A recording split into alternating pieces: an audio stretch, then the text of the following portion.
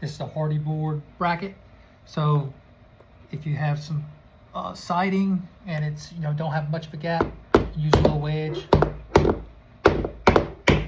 Drive in a little wedge in there. Then you take the tool, it can bend.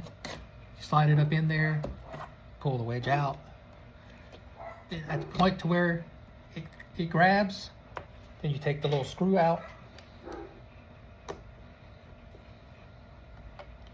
You slide this up, put the screw back. Then at the bottom, these will break off.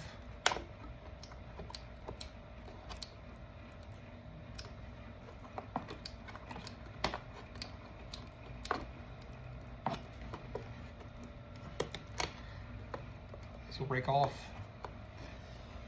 and then you can mount doorbell bracket.